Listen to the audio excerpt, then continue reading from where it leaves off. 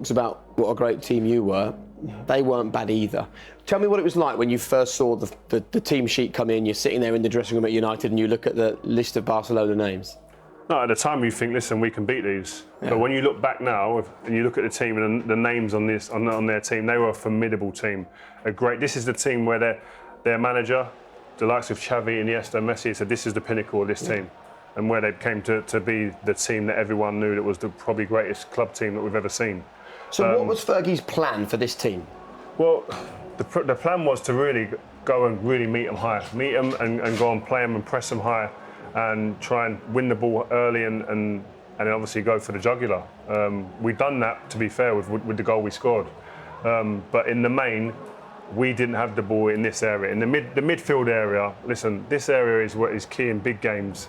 You need to dominate that area. You've got a good chance of winning it, and they outnumbered us at all parts of this game. Were you happy when Sir Alex told you his plan? Were you happy with it? Did you think I didn't agree. I kind of voiced my opinion, but again, at the same time, you're confident in a man like Sir Alex Ferguson.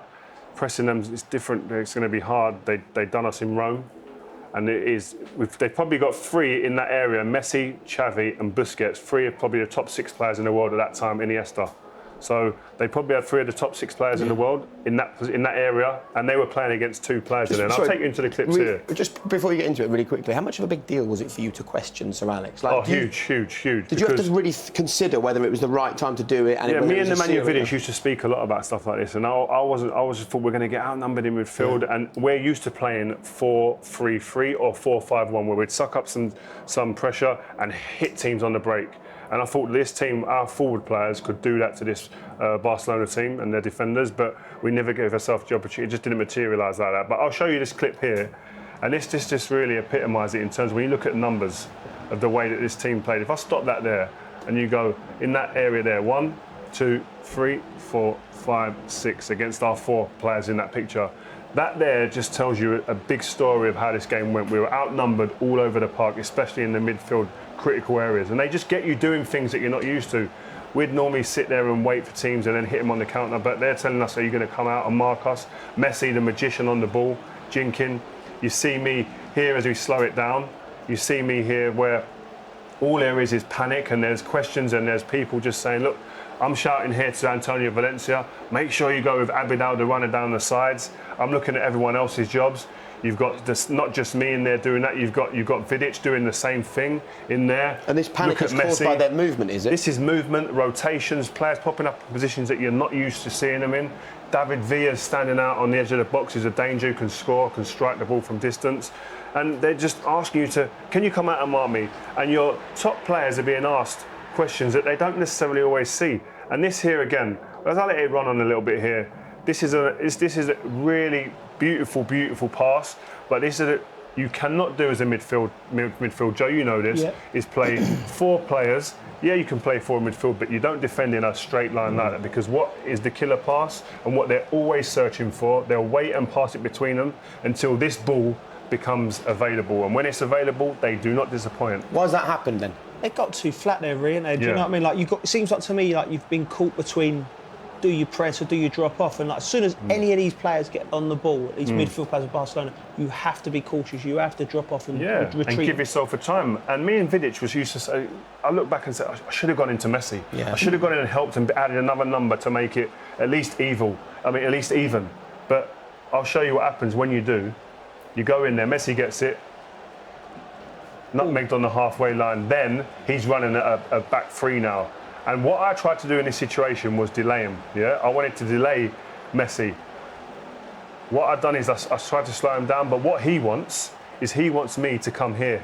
You look like you're playing with him a little bit there, and I'm trying to slow him down, let Carrick come back maybe to make it a 2v1. He wants me to come to the ball and engage him.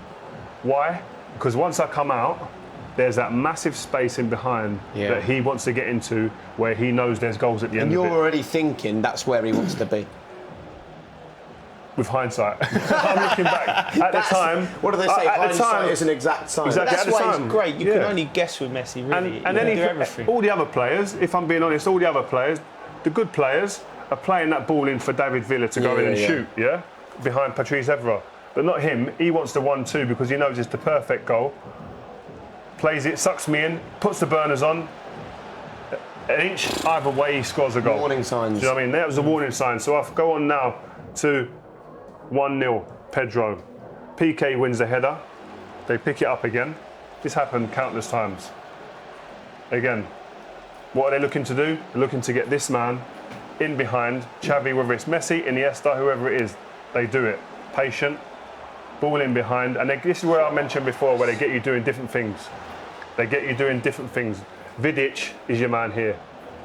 Where does he expect Patrice Evra to be? He expects Patrice Evra to be, because this is what we were used to, was being in our back four, where no balls are going to go through us, nothing's going to go there, nothing's going to go behind us, because we're compact. But the best teams, a team with rotations and great players, they ask you questions. Pat makes a decision to go out. What happens? 1-0. Right. And let me just show you something here. Look at Nemanja Vidic. What's Nemanja Vidic doing? Patrice, why are you going in? Why are you going in? You should be in the back four, stay with us. That's what we normally do. And I understand that.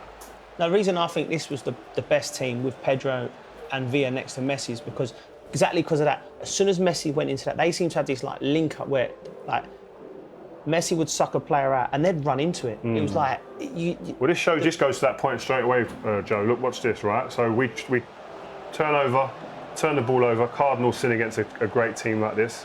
This is where they're at their best, playing with you, toying with you. They've got you in disarray. People joining in numbers. Do you feel during the game that you're in disarray? Your head's all over the place. Your head's spinning. Where are the players? You're in the tumble dryer. Oh yeah, exactly. But they're passing. They're being patient. They're waiting for an opening. And let me just show you one thing. I'll play it on a little bit slower here. This guy here, he's important. I swear to you. David Villa here is pinning back 3 players there in that picture. I'm looking at him. Vidic and Patrice Evra are both there. He's got 3 in the back 4 pinned back to allow the likes of Messi then to come into this little space here. Yeah. Why has he been, of all the players, why has he been allowed to be on his own there? Because David Villa is pinning 3 defenders back. So he's taken our concentration off. Messi then gets the ball. Stop it here. This is the difference as well. Patrice comes out not with the intensity that he did before, because he's still thinking about what Vida said to him before. Stay in the back line. He comes out slow. When you come out slow, what happens? Ball's in the back of the net. So you're damned if you do, you're damned if you don't. So you go bed and you can't sleep.